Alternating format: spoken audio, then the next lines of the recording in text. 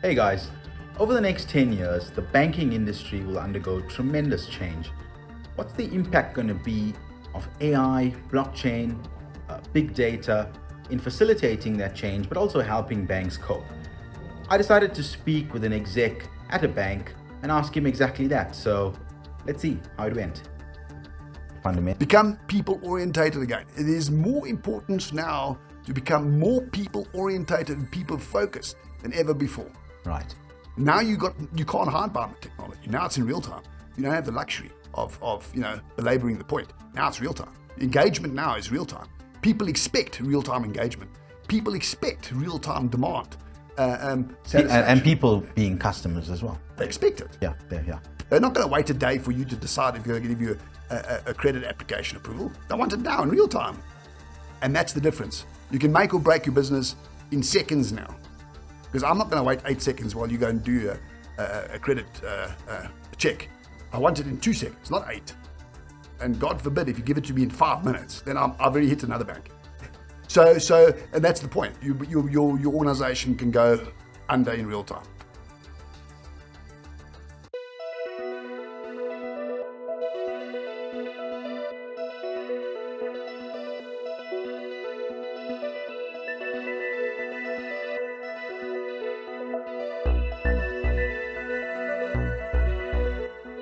Hi everyone. The banking industry will undergo tremendous change over the next decade or so. And of course, technology will play a big part in bringing about that change. Now, one of the largest banks on the African continent is Nedbank. And I have joining me here today, Paul Morley, one of the executives from Nedbank. Paul, very warm welcome and thanks for joining us here today, giving us some of your time. Tav, always a pleasure to have a chat to you. 100%. So, Paul, I want to start with banking itself, right? We've just come out of 2 years of COVID. We've had globally very low interest rates. It's a very challenging environment for banks to operate in. What's your thoughts on some of the challenges banks face in the current climate? You know, there's a lot of systemic risk in the globe at the moment. And all of which the banking sector is very sensitive to, and that's political, geopolitical, political affairs, economic affairs, world trade. All of these things have ripple effects into the banking industry. So we do suffer from a lot of knock-on or consequential effects of global crisis and systemic risk. And we're seeing more and more of that every day. And it's a big challenge for banks globally. Yeah. Well, look, it's not all doom and gloom. As a tech guy, technology can help us overcome some of these challenges, right? Especially artificial intelligence and big data analytics. Now, I did some research. I pulled up a survey.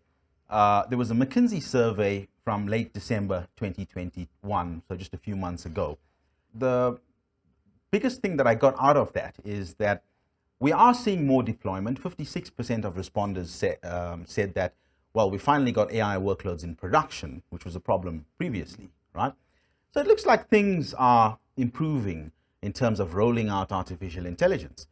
Now, my question is, given the challenges that we've mentioned a few minutes ago, how can AI and analytics help the banking industry overcome some of these specific challenges? Great point. And I think both AI and big data, I think, is key and pivotal to banking and financial sector progress into the future, given where we are in the global political perspective. Likewise, there's new competitors in the marketplace. So one of the only ways banks can actually evolve and stay competitive, being inherently a digital business. I mean, banks have always been, well, certainly in the last 15 years, inherently digital. A lot of their products are digital in nature. AI and big data is going to play a pivotal role in the success of banks going forward. Banking and insurance, any financial marketplace is going to be beneficial to that. But the point you raised around, we've seen an uptake in big data, we've seen an uptake in AI deployments and use cases. You're right, and that is the unintended consequence of COVID. The whole work from home scenario. But I also want to put a damper on the spirits on that one. Whilst we increase the use cases and the move towards cloud and AI and digital, it has also increased the failure rates at the same time. So it's not all good news. And and a rosy picture. And these things now, in this particular point in our global economy, can be detrimental to an organization. So failure for a digital transformation program 2 or 3 years ago was tough. You could survive. But given the depressed marketplace we find ourselves in today, the consequences now are far greater than they have ever been for failure to go to the cloud.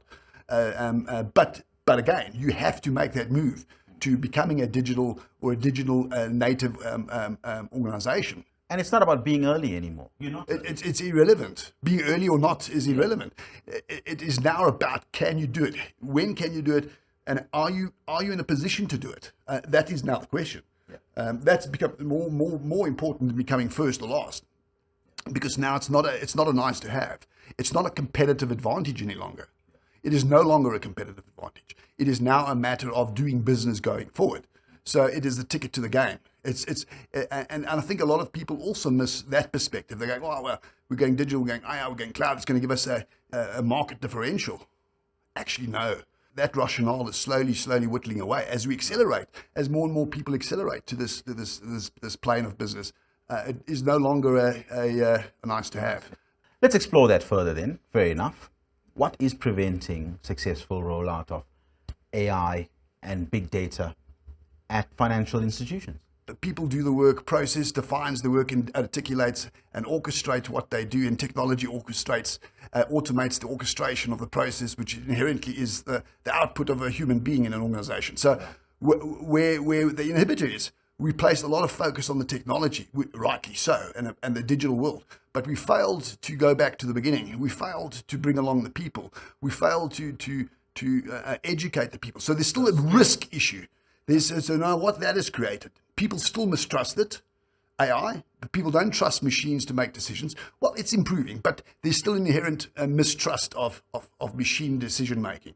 There is the skills piece. We found ourselves in a skill shortage never seen before in history. We've seen the marketplace change its shape, how people have worked from home and moved around globally. The geography boundaries are no longer there. Work from home now becomes a Maslow need. If you look at Maslow's hierarchy of needs, now working remotely is now a fundamental piece of everybody's need. It's no longer food, water, and all those other things at the base of the pyramid. So I'll add a third thing though, right? So before you can do fancy analytics, you need to have your house in order in terms of your data estate. Did some people miss the boat on that? Absolutely. And there's a reason for why they missed the boat on that, because most organizations don't understand how they actually do the business. Now remember, data is an output and an input to what people do. Data is not a fundamental thing that just exists. It's a byproduct of an action. It's a byproduct of a process. Okay, so when people have bad data, I always say to people, there's no such thing as bad data. Data is always 100% accurate. The fact that you don't like the result of the data, or you call the data bad or incomplete or erroneous, doesn't make the data bad. It makes your processes bad. That are now giving you, because what the data is telling you is giving you an accurate picture of your business. Can companies now who are in that situation, they need to catch up and fast? Because as you said, all of this is not a luxury anymore. Can they use the cloud to leapfrog, and how would that play out? It is no longer a problem that you can maintain yourself or do yourself. Now you need partners. Now you need friends. Now you need a community to solve these problems, because the problem is a big one and you can't do it on your own. Cloud facilitates that. It becomes a facilitation for that. Yes, there are many ways of solving the problem. But cloud just happens to be a very good one at the moment. And I'm quite sure there'll be other techniques and variables into the future. I mean, the future, no one knows the future. And we're seeing that now. Cloud is the pivotal transition layer to acceleration of one's business. But going forward, it might not be the only one, but it certainly is the predominant one at the moment, yes. Because you need the compute, you need the space, you need the agility, you need the span, you need the scale. And you can't do that on your own, and you can't do that as a single entity. You have to leverage upon the collective, the average of many, to solve your problem. Where's the banking industry going over the next 10 years? Because every day there's a new article, you have to watch out for this disruptor and that disruptor. And perhaps there's a bit of hype there, but what's your take on that? Let's start off with the word that you mentioned, disruption. Yeah. People are the disruptors. Right. Disrupted business is not an outcome. People go, oh, my business is disrupted.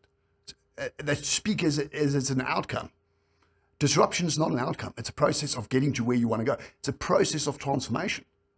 So we speak about disruption as it's a negative, in its negative way. Like, my business has been disrupted. I can't do business. We're losing market share. No, it's an indicator that evolution is required. A maturing and change of business is required. Otherwise, you're going to end up in a Kodak van. And that's exactly what happened to Kodak. And by the way, Kodak invented the digital camera, but it put them out of business. And again, disruption. They blamed disruption. Disruption is not an outcome. It is a signal for change. And I think that's the way you need to approach things. Now, how does that tie into the future? Well, you can't foretell the future, but what I can tell you about the future is it's going to be very heavily ingrained and inculcated with digital-based technologies. Okay, so the three pivotal pieces, if you ask about this digital age we live in, there are three pivotal components to this. One is nanotechnology. The other one is AI and big data. And the third one is medical technology, the advancements in medical. Those are the three largest spokes of this new age of disruption we live in. So where does innovation going to take place? Where is the future going to lie? The future is going to lie in the convergence of all three of those. Now, what does that mean for a bank? Well, how does a bank fit into those three pillars of disruption, being nano, medical, and data? Because that's the core to modern disruption as defined by the World Economic Forum many years ago. So that is where the word disruption comes from. It comes through those three pillars of technology, of technical evolution. So where does banking fit into those three? And I think the answer lies into the convergence of how we interpret the convergence of those three. So how is banking going to converge into data, into medical, into nanotech? So if I hear you correctly, we can't predict the future. No, but you can go on the trend. You can go on a broad highway. There's a broad road map. There's a broad direction of the future. The specifics is yet unclear. But what about getting your house in order now? You know, by optimizing, and cloud is one that comes to mind. Being ready. You can't predict the future, but be ready. In terms of your processes and your people. Absolutely. So I always say, even to my own teams, how do you predict, how do you build resilience in a team? How do you build resilience in a workforce to be able to deal with high levels of ambiguity, high levels of change, high levels of agility? How do you build that resilience in your team? Well, you don't.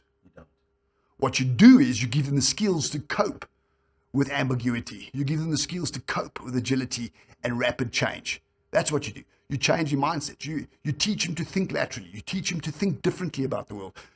You teach them to embrace change as a norm. You teach them to learn as you go, just-in-time learning. You teach them that learning is an evolutionary process that will never end. When change happens, the reason why people are fearful of change is because they don't know. People go, Paul, I'm scared of AI. I'm fearful of AI. I'm fearful that machines are going to take over the world. Well, actually go and get them involved in studying AI. And they will see, once they've learned enough about it, they'll figure out for themselves that actually that's a myth. Because now they know it. So now they know something, it becomes a fear. So and that's what I'm talking about, education. To remove the fear, get them involved in the education, the knowledge, the conversation, the collaboration of the thing that gives them the fear. Because that in itself will remove the fear. So those are the skills you give your people. That's how they cope. Because then the world can change daily. The world can change every hour.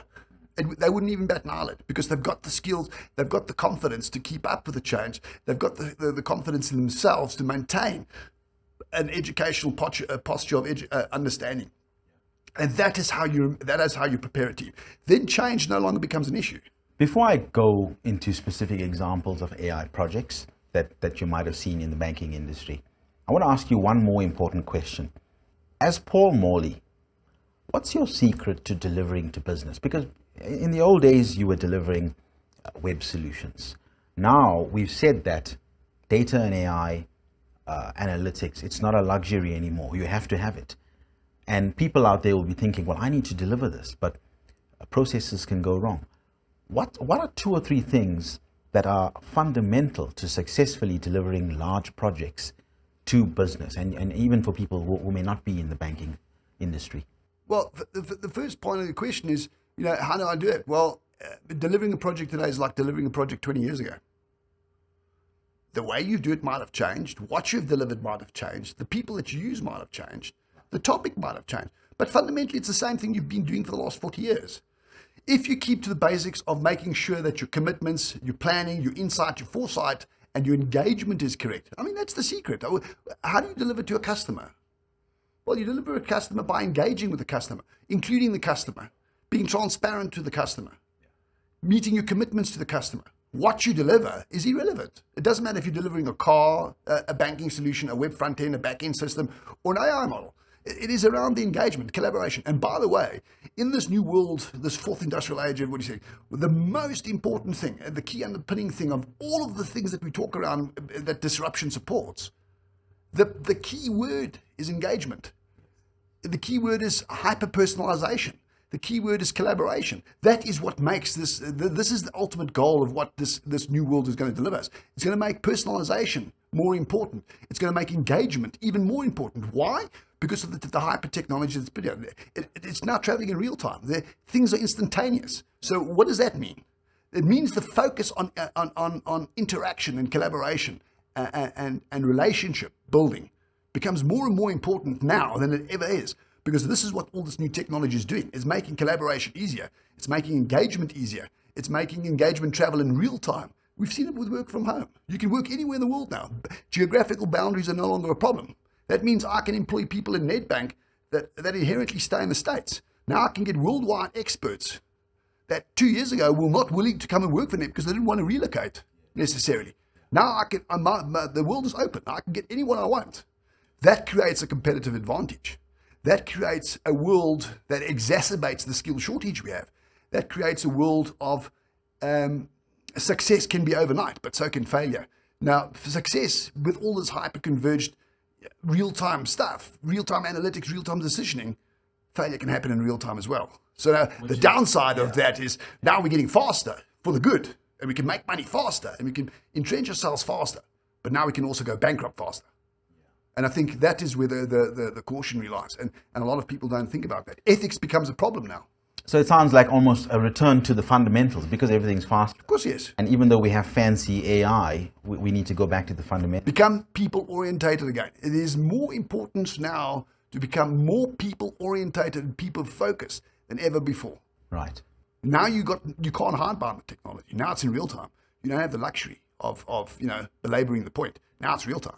Engagement now is real time. People expect real time engagement. People expect real time demand. And people being customers as well. They expect it. Yeah. They're not going to wait a day for you to decide if they're going to give you a credit application approval. They want it now in real time. And that's the difference. You can make or break your business in seconds now. Because I'm not going to wait 8 seconds while you go and do a credit check. I want it in 2 seconds, not 8. And God forbid, if you give it to me in 5 minutes, then I've already hit another bank. So, and that's the point. Your organization can go under in real time.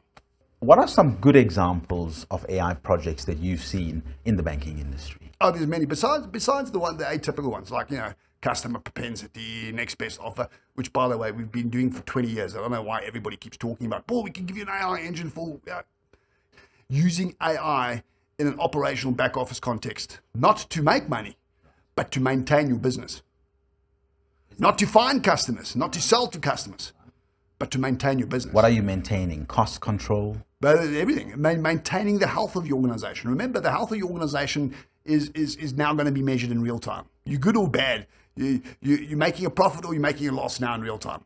And the only way you can effectively manage a modern enterprise, especially in a bank, you can't do it with manpower. You need advanced automation. You need AI to help you and assist you on that. Governance. So when we start seeing the perspective of data growing exponentially by threefold in the next 5 years, minimum, and it's traveling in real time, the only way you're going to govern that data is using proper AI. That's a scary fact, by the way. 100%. So let me give you some stats here. On today's average, last year, an average human being, every person on this planet, that's young, old, middle-aged, every person on this planet had an average of 1,500 digital interactions. That means a cell phone call, an SMS, a WhatsApp, a push a button, digital interactions that created data. As I've said before, data is an output of a process. So 1,500 on average per day is generated. In the next 2 years, that 1,500 is going to grow to 5,500 interactions. Now, that means we will be doing, hypothetically speaking, 3 times more on digital in the next 3 years. That's exponential, and it's real time. That means it gets from California to Johannesburg in real time. And the question is, are people ready to process all of it? No, they're not. They're not. The other thing that I see that's going to become a massive pivotal point, we talk about data quality in the data governance sector. Data's bad, get all that. But there's something that the governance misses, and that is called data provenance. With the amount of data being created, the amount and evolution of cyber attacks and cyber crime, it's going to become more important to understand the origin of your data. Data provenance now becomes a pillar of governance. It is no longer data quality that matters. Data quality you can fix. Provenance you cannot. Provenance similar to lineage, but just at a higher level. Well, you need to know where it originates. It speaks to the origination of the data. So lineage is fine. We manage lineage in the bank. We don't know the lineage where the data comes from necessarily. So managing that lineage to the origin of the data, the process that originated the data, is going to become vitally important. And that has got things with, that's going to prevent things like data poisoning on AI models. You could be training your AI models inside an organization using data that's already been poisoned. So your cyber crime is getting deeper into the life cycle. This is amazing. I wasn't aware of this. They poison data, so your model ends up being wrong. So before you've even deployed your model into production, it's compromised. Wow, okay. So this is the world we now live in. And data becomes, and how are you going to manage that when it's growing exponentially? How are you going to understand whether, who knows, if I was using a data source in Nedbank and it originated from Kazakhstan, would I want to be using that data? AI is not a use case anymore. And this is the other thing I want to speak about AI. What kills me about AI is people still talk about use cases. Paul, give me a use case. Forget about use cases. Use case limits the capabilities of AI. At some point in the future, the number of use cases that you've got are going to run out. It makes sense, isn't it? You're going to run out of use cases. AI fundamentally needs to move from a use case conversation to an enterprise embodiment conversation. It must be talked about like we talk about network, like we talk about disk, like we talk about CPU. It must be commoditized into your organization at the lowest level. We can't. That is where AI success is going to be. We've done a lot of work with Nedbank in enabling the Azure platform and AI. How do you see the relationship with Nedbank and Microsoft? And any comments on how the cloud journey has worked? There's always been a deep collaboration with Microsoft going back many years, and I don't think that relationship has changed in any way even today. And the successes we've seen with our relationship in its current form with the cloud, I think it's just testament to the long and deep history Nedbank has had with Microsoft. And I think that relationship is going to continue going into the future, and certainly it can only get better as a strategic partner. And certainly, that's the way we see Microsoft as a strategic partner to our business that enables our success. Paul, I really want to thank you for taking some time from your busy schedule to come out here to Microsoft offices in Joburg. We always get some real gems when I talk to you, and I learned a few things. So Paul, thank you for joining us today. I really enjoyed it. My pleasure.